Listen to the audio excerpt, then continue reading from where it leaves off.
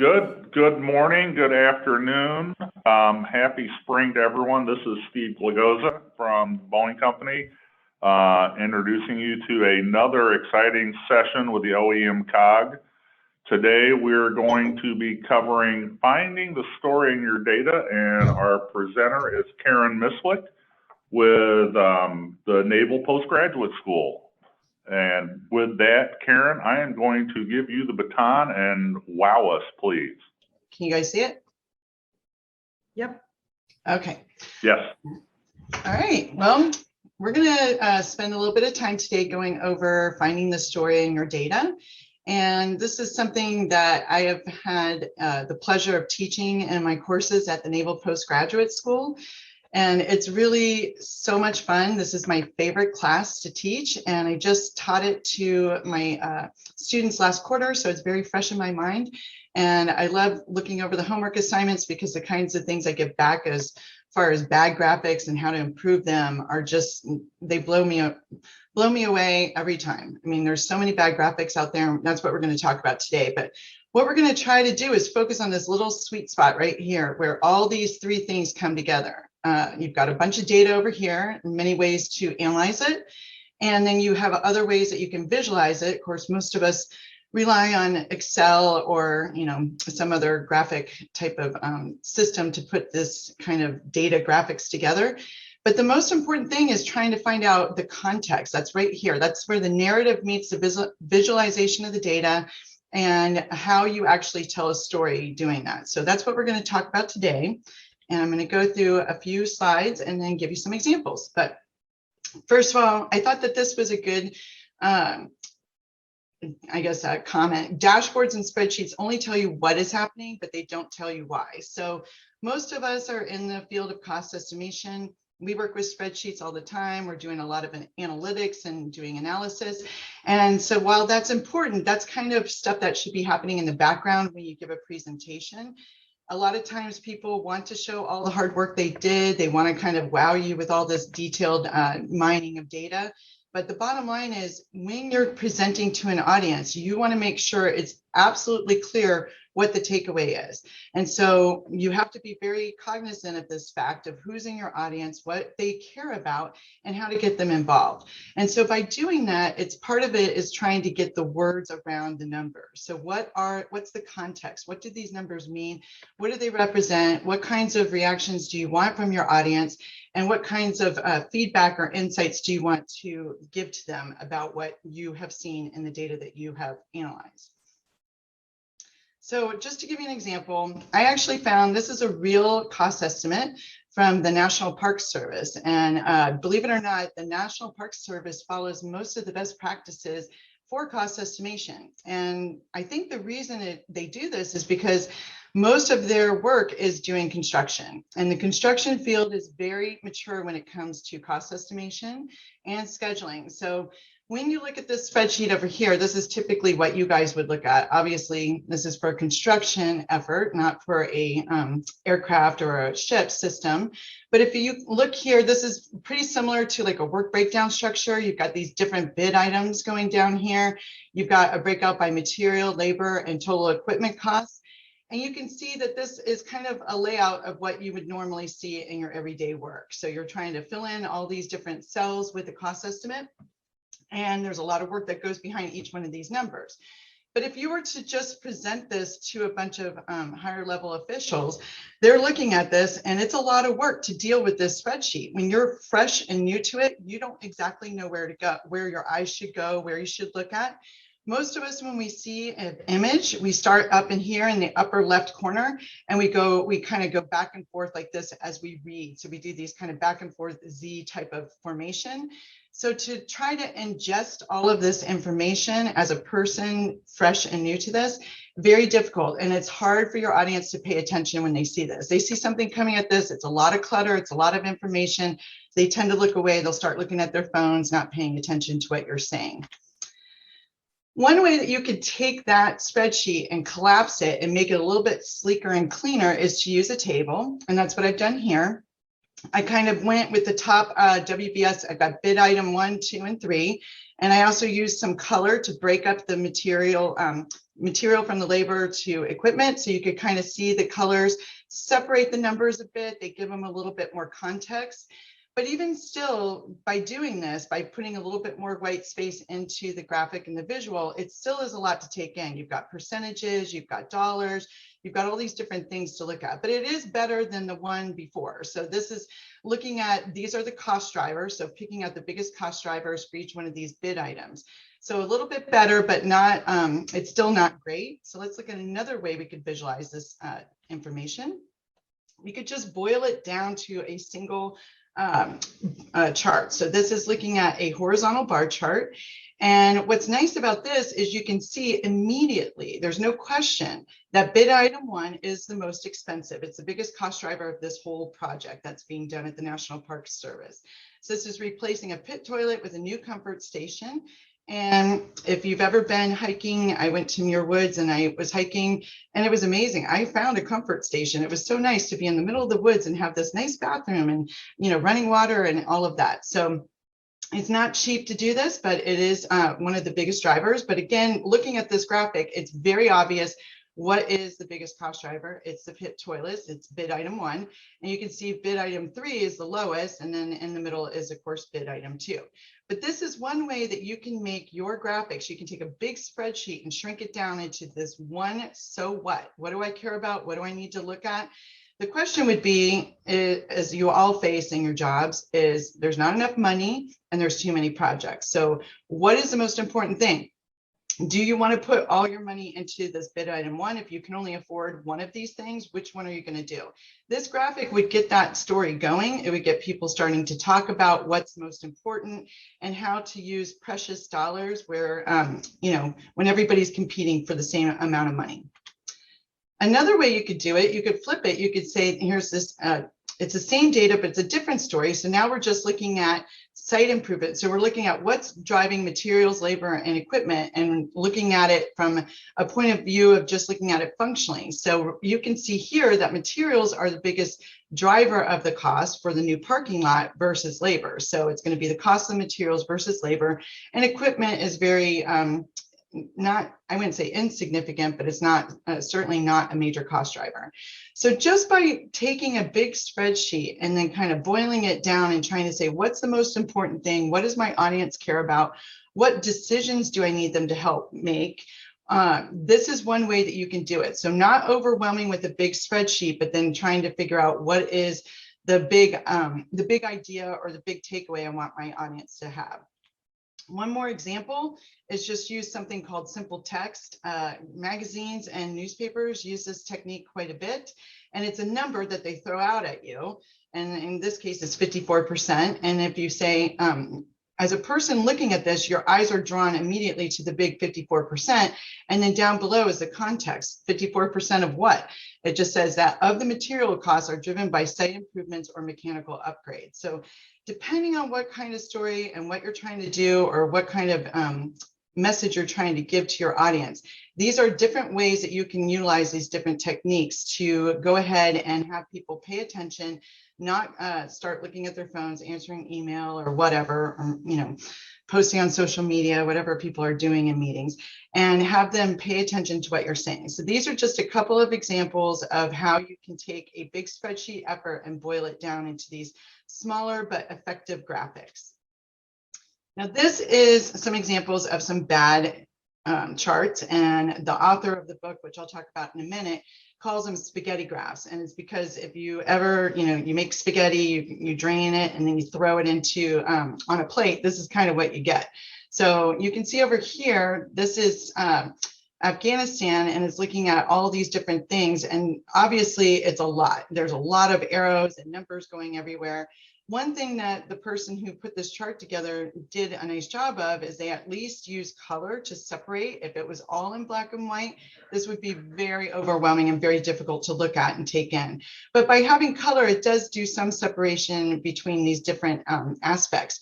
But again, I would venture to say that this consulting group here, the people who did this graphic, they're the ones that know the most. They're experts because only they can understand this chart. Nobody else can. It would require a lot of voiceover, a lot of instruction on what's the big, what's the big takeaway? What do I do? I mean, obviously it's complex. There's a lot going on. There's a lot of things happening in this country, but I can't really tell from this chart at all, what am I supposed to do? It's a big effort. It's a lot of interaction between these different groups, but I have no idea what I'm supposed to do with this. So this is looking at just this graphic is way better than this one. So this is where, we're all Zooming, we're all at home still because of COVID.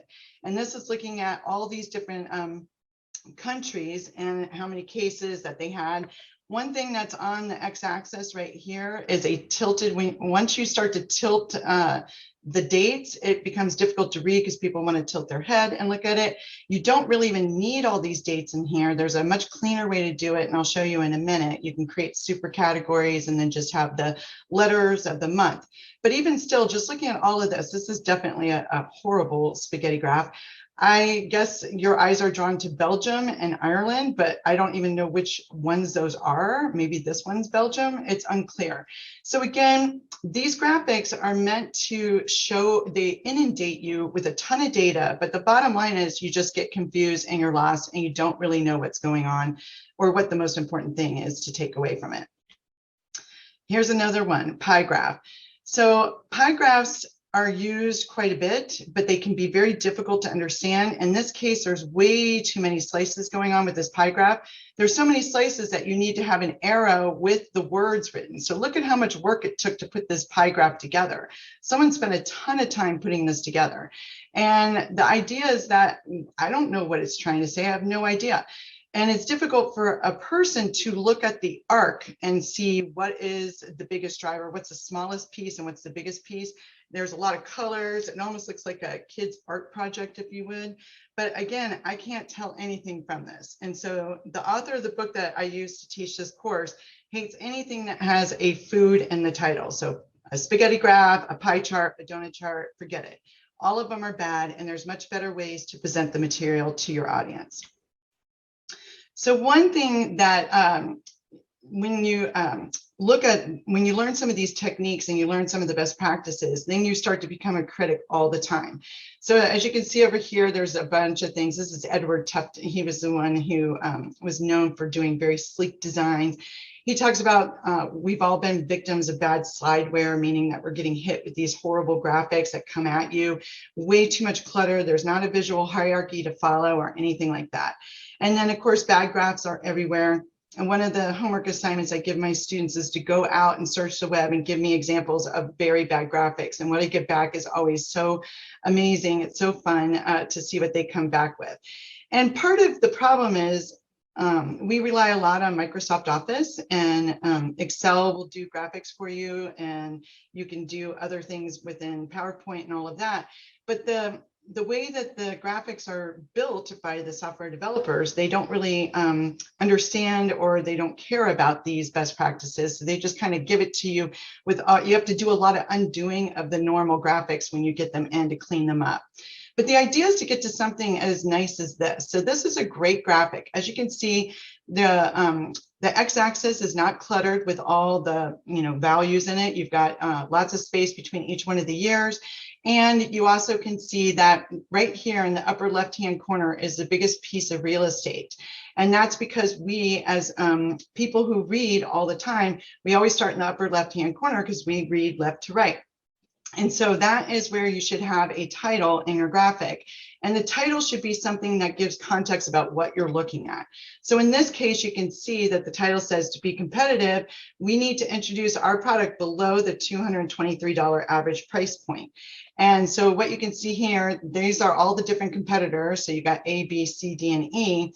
And you're trying to break into the market and beat your competitors. So what they're saying is go below this, in this shaded range, you want to have your price somewhere down here. Because if you can outsell, or outprice your competitors, you can do better job and you can do it, offer the same thing for cheaper, you're going to have people jump because we all are feeling the squeeze right now with gas prices and everything else. So everybody's looking for deals. And what's nice about this graphic is you can see here, your eye, first of all, because the title is done in navy blue, your eyes are drawn down here, and this is called similarity. So you're using a Gestalt principle of similarity. So the blue in the title, the blue down here in the recommended range, and then this blue dot, which is the average, showing the average between all these 5 competitors. You're drawn to that immediately. And then you can see from this shading here, this is saying this is the recommended range. So we should go ahead and put our price somewhere in this recommended range because it's going to be below the average and it's going to be a better offer than some of these other competitors, especially A and B. But again, you can see over here, you've got a very sleek looking y-axis and a very sleek x-axis. And the idea is to have a lot of white space and have good context with your narrative that will help you tell what's going on in this graphic. So that brings me to the book that I use to teach in my class. So this is a book that I picked up. I was looking around for a book to help me pull this into a new course that we were developing at Naval Postgraduate School. This came from a curriculum review that we had with the OSD CAPE and all the different cost centers. And what they said is, you know, we're getting inundated with data. We've got the CADE database filling up with all kinds of data, but we need a way to process it. And we need a way to figure out what's in this database, what's important, how do we visualize it, how do we tell the story? And so I agreed that I would go ahead and develop a course. And when I was out looking on the web for different books, I found this Storytelling with Data. And I am so happy I found this book. It's a great book. It's not that expensive. I think you can get it for under $60 now. It's a, you know, this is a soft cover book, but it was written by Cole Knaflick, and she used to work at Google. And so she was at Google in the early days, and she was in the group that she was doing a lot of analytics for HR. And so she was doing a lot of development of visuals. And again, when you're with a big startup company that's doing very well, these people don't have a lot of time. They're always busy. So she had to really boil down her graphics and her storytelling to a very concise, compact type of briefing and get it done very quickly. And so she didn't have time for any kind of fluff. It had to boil down right away to the most important thing. And so she wrote this book, and it is a great book. I love it. And also, right before I started to teach class, she came out with this other thing called Let's Practice, which is a companion book to the Storytelling with Data. And it gave you all kinds of different pieces of data and ways to practice honing the skill. So one of the things that's in the book, again, is trying to get to this intersection between where you've got your data, you've got your strategic insights, which is how you visualize the data, and then storytelling. So you're trying to get into this part where all three overlap. And so again, when you look at the Storytelling with Data, the whole purpose of the book is to have you teach you how to use data to communicate your message to an audience member. So you're going to try to figure out who is the most important person you need to try to gear your presentation to, and then how can you create these effective visuals with using data, and not only effective visuals, but also keep your audience's attention, because everybody is very busy. People don't have a lot of time, even though, you know, especially with things opening up and everybody's starting to go places and travel and do things again, it's very difficult to get anybody to pay attention to what you're doing. And so having effective visuals and keeping their attention during your talk is very important. And then also, one way to keep people's attention is to immediately get them on the hook to help you solve a problem. Everybody likes to solve problems. We are definitely, as human beings, we deal with problems day in and day out. So as soon as you can throw a problem at people and say, I need help, here's what's going on, they're going to feel invested, and they're going to feel more drawn and more willing to listen to what you have to say and then give you feedback. Now, this is an interesting thing. I found this on a TED Talk. So you can see here, if you want to click here later on, you could look at this YouTube. It's a really good, I think it's like a 10-minute video from Ashley Phelan. It's a TED Talk. But what she does is she talks about storytelling. And what's interesting here is she uses visuals quite a bit in her briefing. In fact, she barely has any words and is mostly pictures, and she talks about the pictures. But this right here is a difference showing how much our world has changed from 2005 to 2013. This is the inauguration of the Pope in the Vatican in 2005. You can see everybody staring up at the altar where the Pope is getting inaugurated. And there's one little Nokia phone down here. This was a flip phone, and somebody was actually taking a picture of this event going on. And most everybody is sitting there looking straight ahead, except for this one person. I don't know why she's turned around. Now look at 2013, 8 years later, that's it. Everybody's got an iPhone or some sort of phone, and every single person was either videoing or taking a picture of the Pope's inauguration. This is how much the world has changed. And this was 2013. We are in 2022, 9 years later, and things are only getting more connected. The Internet of Things is making everything connected. We're starting to see all kinds of, devices talking to each other, everything's going up in the cloud and all of that. So with all of this going on, we've got to figure out what to do. How do we cut through all of this bombardment of information and data coming in, and how do we tell an effective story? And so one thing that Ashley and Cole talk about in their book is the fact that we are geared for storytelling. Way before we had any kind of computers, electricity, anything like that, people told stories. That's how they learned. And that's how, customs were passed down the line. And a lot of times these stories were told in front of a fireplace at night when everybody stopped working and it was time to slow down, it got dark. So movement from the fire and the light and the changing scenes from the fire, and then hearing the stories are what drew us to learn and retain information. That is something you can draw on when you give a presentation as well. You can start to put the story arc together. You can have movement and ways of animation and other things like that. So keep that in mind, that we all are interested in stories. In fact, it's the stories that make us the most interested in anything. It's everybody's got a story, and every program's got a story. So you've got to figure out how to pick that story up and bring it into your presentation. And once you do this, remember, telling a story gives you a beginning, middle, and end. It also kind of hooks it all together. There's usually some sort of tension. That tension for you as a cost estimator could be to talk about issues that you're running into with your estimate. You could talk about lack of data, or you could have too much data. You could talk about requirements, and we don't have them all figured out, so we had to fill in with assumptions. And then what does that do? It creates more risk for your program, and that means that you might need more money, and you have to do some risk adjustments and whatnot. So think about how you could tell a story using these kinds of techniques, and also use effective visuals, because these two visuals are very impressionable, showing how much the world has changed. But again, right here, data is a new precious metal. We've got tons of data coming in. There's data centers popping up all over the place to store all this data. And we've got to figure out how to sift through it. You've got to do a lot of work on your end outside of PowerPoint to figure out what is the most important thing I need to tell my audience.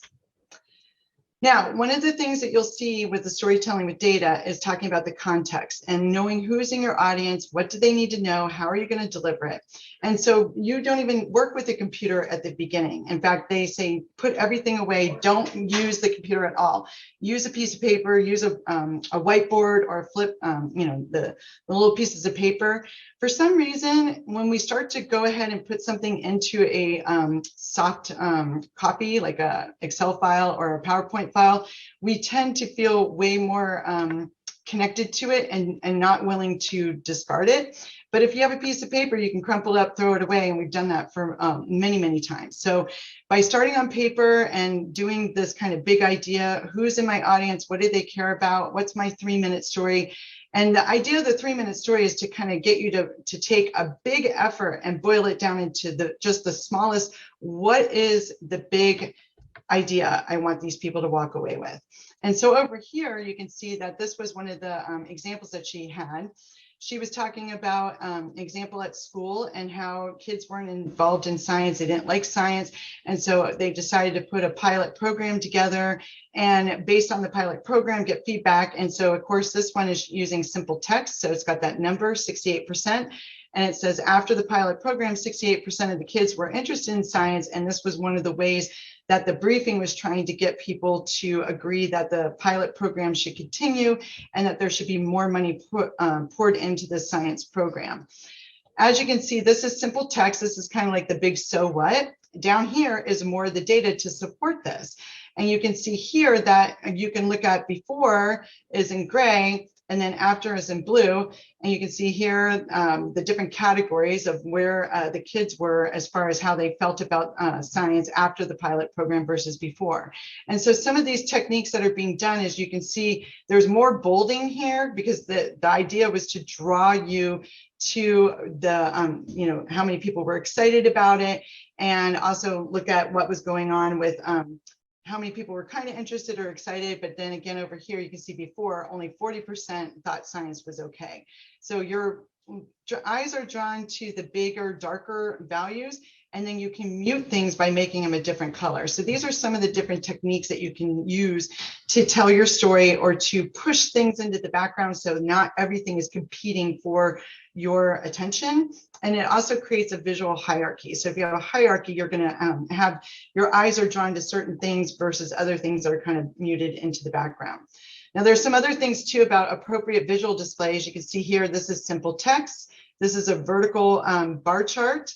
You can use line charts. There's a lot of different ways that you can visualize data. And one of the things that are, one of the techniques that's taught in the course is that you should look at data in many different ways. Look at it as a line chart, look at it as a bar chart, look at it as a scatter plot. Each time you visualize the data in a different way, something new will pop out and you might find out something that you didn't even expect to find out. And then these are just some of the guidelines of where you can use these different types of data, depending on what kinds of information you're trying to show. And you can see down here, these are the food categories: avoid pie charts, spaghetti graphs, donut charts, 3D, and secondary access. And the reason secondary access isn't good is because it's confusing to go to the left y-axis and the right y-axis. It's hard to know exactly which side are you supposed to be comparing numbers to. Here's another thing. So eliminating clutter. So going back to those spaghetti charts that I showed a few slides back.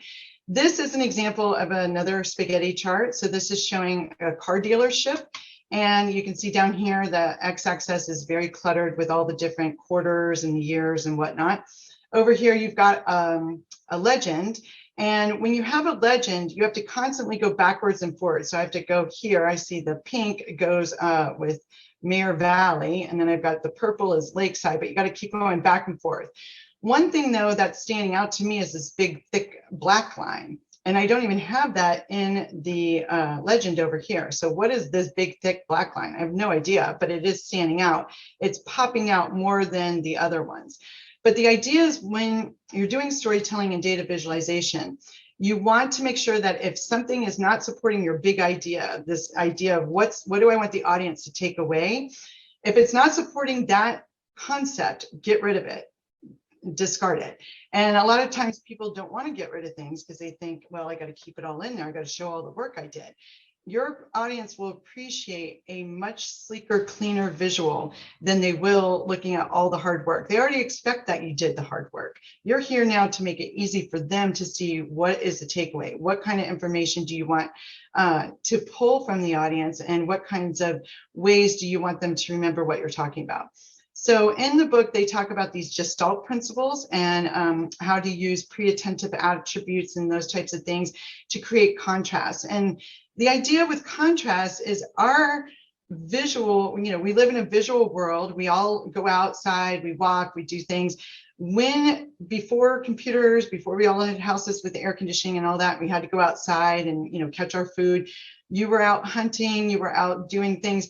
We were very trained as a species, human beings, to look for contrast. That's why things that are dangerous for us typically are multicolored. So if you think of like a snake that is a poisonous snake, it usually has markings on it that make it very obvious. It can't really like blend in with the background. So again, contrast is something that we are hardwired to view and see, and you can pull this principle into your slides as well to get people to do the same thing. They're going to see it jump out at them. They're going to be focused on what you want them to focus on. And in order to have contrast, you have to have enough white space against that color in order for it to be easily seen. Now, believe it or not, this graphic is the very same graphic as this one. So this one, I can't tell what's going on, very difficult. But as soon as you look at this one, it all of a sudden makes sense. And what's happening here is you can see that this uses a visual hierarchy to focus attention. First of all, the whole background is very white.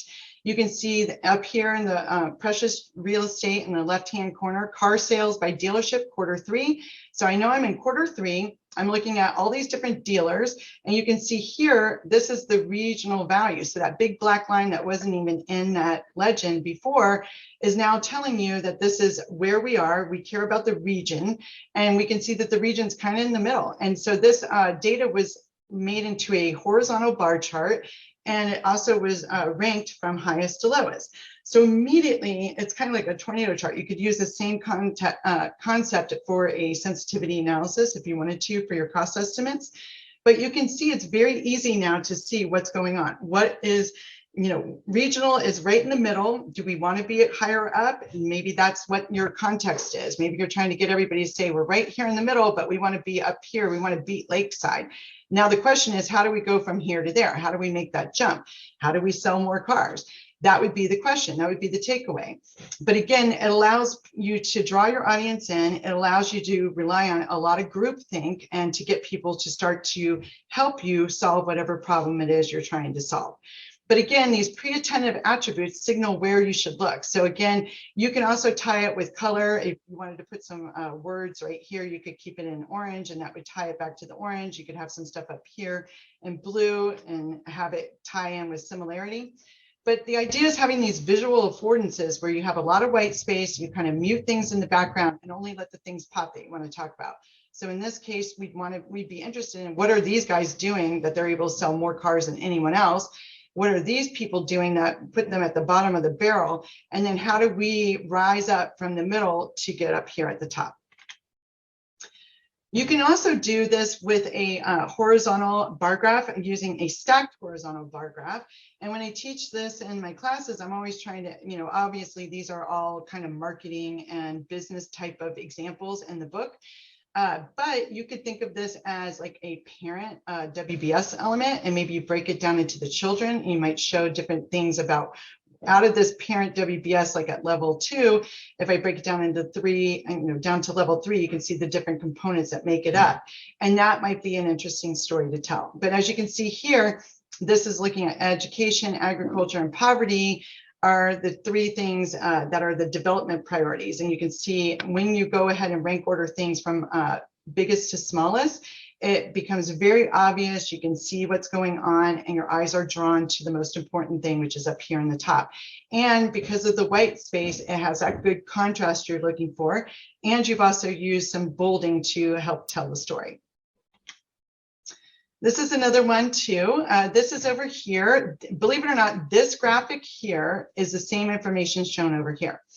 Now, this one this is a vertical bar chart and it's stacked and it's got different, you got to go up to the legend to see what's going on. So this is 2008, 9, 10, 11, I guess 12 is missing there. But what it's showing is marriage rate by education. You can see this is everybody. And then you've got less than high school, graduate, some college, and bachelor's degree or more. So lots of information here. This isn't a terrible slide. It's just a little busy. And again, you got to go back up to this key up here or legend to see what's going on with each one of the bars. But I had never even heard of a slope graph before I taught this course. And I love slope graphs. I think they're really cool. They're an interesting way to see the changes over time. So as you can see here, New marriage rate by education, you can see that people who get more education, bachelor's degree or more, tended to be the ones that got married more than the ones down here that had less than high school education. But what's nice about the slope graph is it's basically showing you the trend over time. So it's like a line chart over time, but you're stacking it and you're doing it in order of ranking. And so this is a great way that you could use to show a difference in your cost estimate. Maybe this would be at milestone A and this is milestone B, or milestone B, milestone C, whatever it may be. But you could show the changes over time. You could show what's happening. And then that would help you to tell the story, because the idea is, look at this, it went from 62 down to 57, but what caused this big dip in 2011, and then it kind of went up again. So again, by looking at your data in many different ways, it will help you figure out what kind of context do you want your audience to pick up, and what kind of story are you trying to tell? What kind of information is in there? The other thing too is this idea of creating a visual hierarchy. And so as you can see, this is talking about market size over time. And this is another way that you can take a lot of data and squeeze it and make it not so cluttered. You're creating a super category for the year and then just using the first letter of every month to give context to what each one of these data points are showing. So you've got these super categories for 2018 and 19.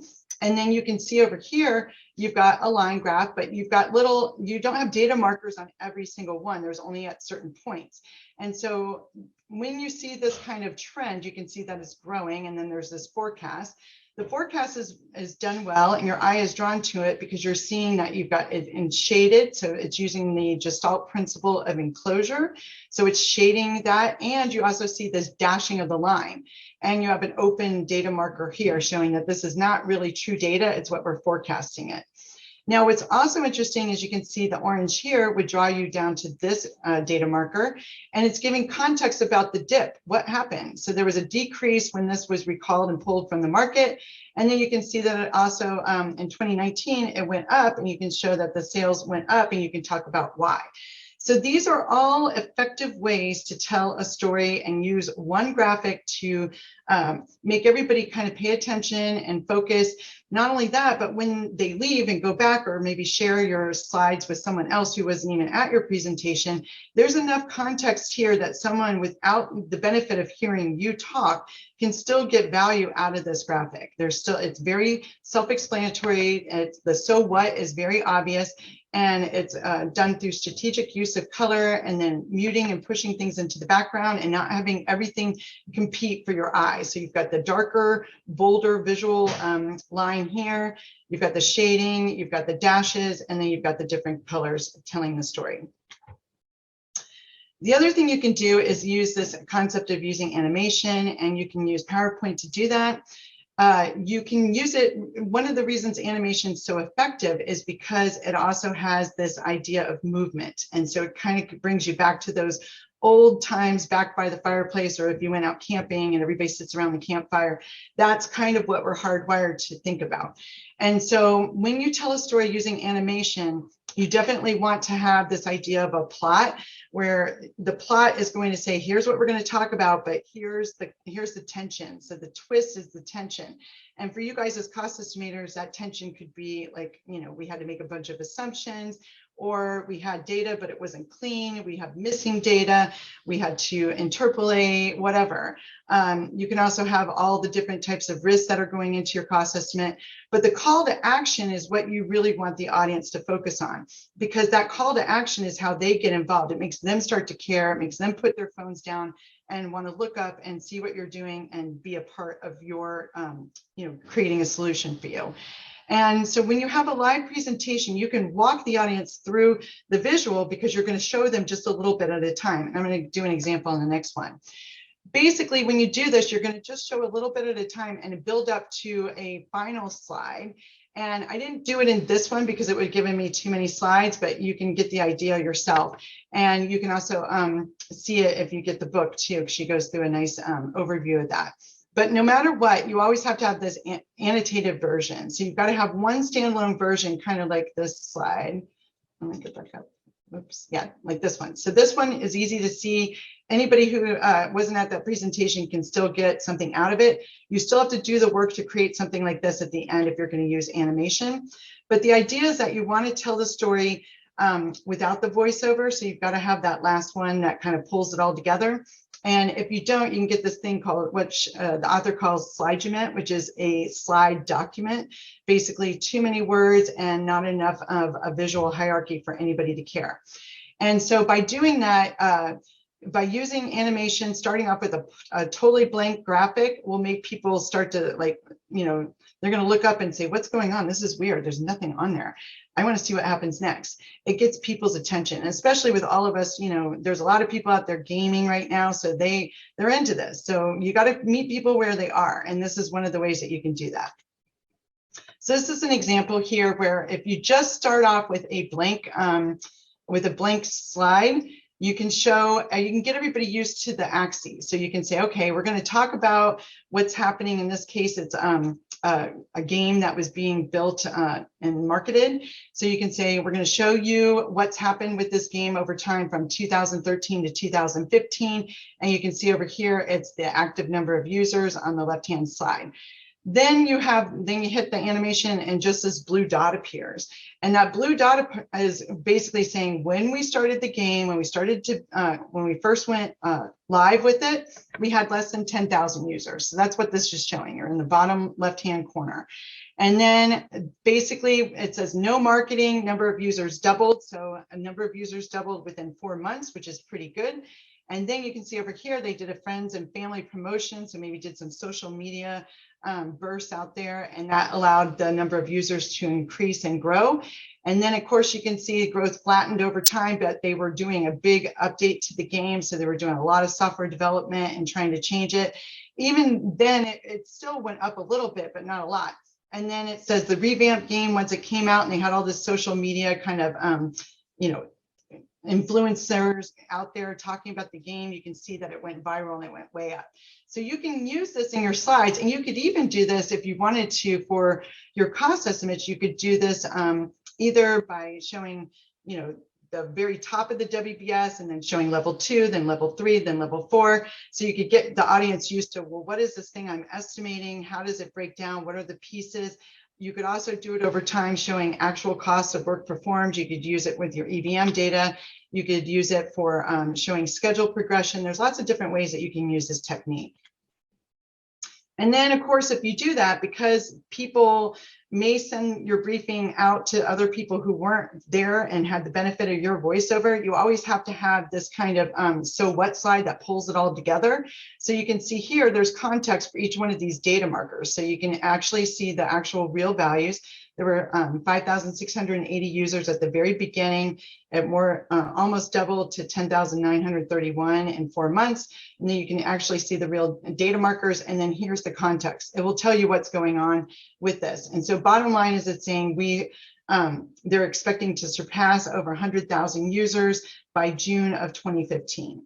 So this is another way that you have to, if you're going to use animation, you still have to have this kind of pull it all together slide to benefit anyone who is in live at your briefing.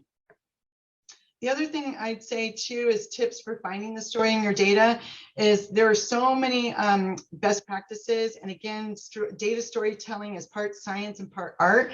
The science part is getting, you know, pulling the data, running it through different scenarios of visualizations, and also doing just, you know, statistical analysis and trying to see what's going on. So that's the science part. So that's kind of doing all the slicing and dicing and trying to figure out what's going on. But then the other part, the art part, is how do you actually pull the story together? How do you do the visuals? What kind of hierarchy, visual hierarchy are you going to impose? One thing to remember too is that we as people, human beings, will remember a picture way better than they'll ever remember any bullets on a slide. So if you have effective visuals, if you have a good visual and then you can tell the story around that visual, people will remember it and they'll be able to go back and tell their colleagues about it. But if you just have a bunch of slides that are, you know, it's bullet point after bullet point after bullet point, it's too much. It's too much of the same thing. Nothing stands out, nothing sticks with you. And you're kind of like, well, there's a lot of information, but I have to go back and pull it up to tell you anything about it. But if you have an awesome picture, a really good visual, then it's going to stick in your mind. You won't have to go back. You can keep that. Our brains process and store in long-term memory visuals much better than we do anything with text. And it's just because text is something that we didn't always have. We've always seen with our eyes. We've always had visuals to help us. And, you know, a picture's worth 1,000 words is exactly true here. But again, these best practices and guidelines are things that you can learn. Just like with cost estimation, there's best practices and guidelines. Once you learn them, you'll never see a briefing the same way. You will pull it apart. You'll start to pick it apart, and you're going to start to see that, oh, I could have done this, or this would have been better this way. And, you know, we're creative people, and we like to do things, you know, creative, and we like to do things differently. We like to think outside the box. So that's another thing that you could think about, is you can actually bring some of that creativity into your cost estimation. So also knowing your audience is very important, because knowing what they care about, that's what you want to gear your presentation to. And always try to bring your problems to the bigger group, because more people working on the problems with their diverse backgrounds and experiences, the better chance you're going to have of getting a good solution, and maybe something completely outside the box. Again, you want to do these pre-attentive attributes, which are going to draw your eye. Things are going to get pushed, things will get muted to the background, and other things will pop and become very apparent. That's where you want your eyes drawn. One way that you can do this is you can work with a bunch of people to show them your graphics. So you could start, and I would say go to someone who's not even in your field, like show your neighbor, show your husband, show your kids. They won't know anything about what you're doing at work, but when you show them a graphic, say, what do you get from this? What do you see? What's jumping out at you? That will help you to see how others perceive your work. You're the expert, you know the most about it, but nobody else does. So think of that Afghanistan, those consultants that put that spaghetti chart together. They certainly know a lot about what's going on there, but nobody else does. So you want to make sure that your visual is very obvious, that people don't have to work too hard. So again, looking at multiple ways to communicate, look at all the different ways you can visualize your data. Each time you do that, each kind of different slice or view will tell you a little bit more about what's going on. And you always want to make sure that you declutter. As much as possible, get rid of it, throw it in the trash. It's kind of like the, you know, what's the KonMari way, right? Get rid of, declutter, minimalize everything, get rid of it. Just start with a blank piece of paper first before you ever go into PowerPoint or Excel, because you can, you know, crumple it up, throw it away, and go on to something else. So definitely think about how to push things into the background. You can do that by muting colors, and mostly gray is a good way to do that. Gray doesn't have too much of a contrast with white, so you can still have that information there, but it's in the background, so it's kind of at the lower left. And then again, iterate and seek feedback from everybody about your graphics. So over here, this is basically what you're going to be showing your audience above. So, but down here is all the work that you had to do. And this is not easy. It is a skill that takes time to develop. It definitely is something that you can hone your skills. You can get practice with it. The storytelling with data website, which I'll show you some, I guess I can go to the next slide. These are some of the places that you can go to get help. If you're looking for, you know, like me, I don't ever start with like a blank slate. I always try to find something I like and use that as a model, and then go from there. These are some different places that you can go to look for different types of graphics and different types of groupings, and how you could go ahead and show things in different ways. So you can explore these different websites here. And then also you can look at these other things as well. And every one of these are free, which is nice. The other thing I was going to say about the storytelling with data, one of the reasons why I bought that book and wanted my students to use it is because everything was built in Excel. You didn't need any kind of license to Tableau. I mean, Tableau does beautiful graphics, absolutely gorgeous colors and whatnot. But you got to have a license, and you got to learn how to use it. And it's a database, and you know, so it's not a there is a learning curve to it. Most of us have Excel, most of us work in Excel, so you can do all of these different things using Excel, and all of the different things in the Let's Practice book are all Excel based type of effort. So With that, I think I'm done. So I can stop sharing and see if there's any questions, but hopefully you guys got inspired a little bit. And I think it's so much fun. I have so much fun doing this. And if anybody has any graphics that they love or they're really proud of and they are excited or they thought was very effective, I'd love to see them if you could share them with me, because they could be examples for my classes. And, you know, as much as I can get this community to work together to do a great job trying to improve our presentations, I'm more than happy. I've got a pretty good set of examples right now just from having taught this for 3 years. And so if anybody's got anything that they are excited about or want to showcase. The other thing I'd say is the storytelling with data, you can join the group, it's free. They do a competition each month and they allow you to, they give you a set of data and they say, improve this graphic, and you only get to see what everybody else does after you've turned in your solution. So it's kind of the same thing that I would do in my classes, where this last class, I had 45 students and I would go through and pull out the best of, you know, week 5 homework and show all the different varieties of different ways that you could do different visualizations and graphics. So it's endless, the possibilities, and it's kind of putting the fun into your cost estimating job, because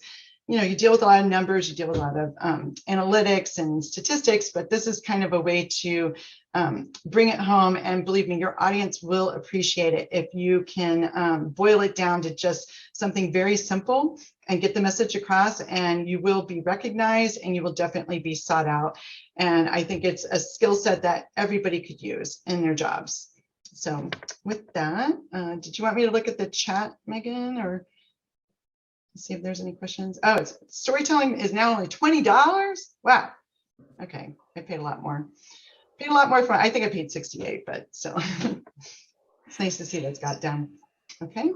Yeah, look at the wisdom of crowds working right here. We got discounted books, and somebody else said it could be gotten at the library. I know. Look at that.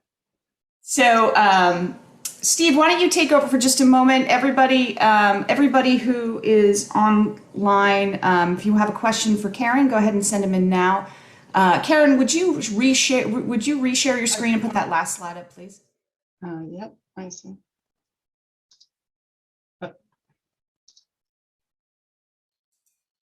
Okay.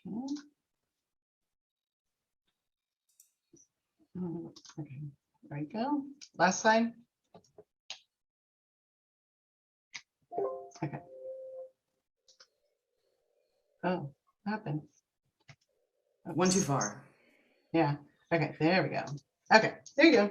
Yeah, so these are different places, but you can also go to the Storytelling with Data website, like I said, and you can go and get, you can sign up to do those kind of, it's every month they give you something new to do. And so it's kind of cool. And there's a lot of people out there. And one thing I would also suggest is, if you really enjoy this kind of work and doing this, you could start up like a group in your own office, and you could start to get people to work on this. You could do brown bag lunches, you could do the Storytelling with Data kind of competitions as a group or whatever. But I think if you could start to do this in your groups, it would make a big difference. I do know that my students have a hard time getting their offices to buy into some of these different techniques. They've got these templates and they're very hardwired to use the templates, and nobody will let them veer off from the templates. And I do think that this is something that you can't just immediately like turn around and boil down to a simple text visual or something like that. It's going to take some time. It's going to, you're going to have to kind of break into it little by little, because people don't like to change. I mean, they're comfortable with the way they're doing it. We've all had to change very quickly during COVID. So the more change is just too much stress. So think about doing it a little bit here, a little bit there. But I think once people start to see the technique and start to see the value and kind of boiling down your graphics into such a simplified version, that it's not, the simplified doesn't mean that you don't know what you're doing or that you're not doing good work. It's just showing that you're trying to not waste people's time. You're trying to get people focused on the most important thing. It's kind of like Agile, right? If you're trying to, you know, prioritize your backlog and all of that, You're only trying to show like the top 3 most important things. You don't need to show the whole backlog of data. You can go ahead and, you know, people can expect that that's what you already did. But like I said, to get these sleek graphics takes a lot of time and effort on your part. It's a lot of hours for you to actually get something. Believe it or not, it takes time to strip out all that stuff from Excel that gets put in there.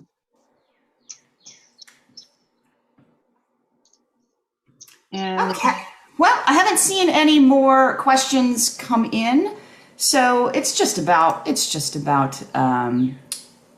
we're almost done. end of our hour. So let's just, I've got one more point for everybody. So those of you who are going to the Professional Development and Training Workshop in Pittsburgh in May, and I hope many, many of you are, you will be able to meet some of the OEM COG steering committee where they're giving their presentation, What is the OEM COG? That'll be a good chance for you to get together and chat with other OEM employees that are going to be at the workshop. So, oh, here we go. We got a question. It's just go to Storytelling with Data, and you can see they have a blog and they have these competitions each time. You can sign up. They'll email you. They'll let you know when there's a new, you know, I think they call them challenges. So. For folks watching in the future, the question was, what was the name of the data visualization competition site? So if you want to go find out more about that, what Karen said, go to the Storytelling with Data site. And then, thank you. Our next meeting of the OEM COG, our next webinar is going to be June 9th. It's Inflation and Escalation with Erica Walters from OSD Cape. So you can look forward to that. That's already up on the ICEAA website and on the ICEAA events calendar. You can sign up for that now. And with that, I want to thank Steve Glagoza for his intro today, and I want to thank Karen for all of her time and valuable insight. Thanks to everyone for joining us for another OEM COG webinar. We look forward to seeing you in Pittsburgh and hearing you in June. Everybody have a fantastic rest of your day. Thank you all so much, and take care.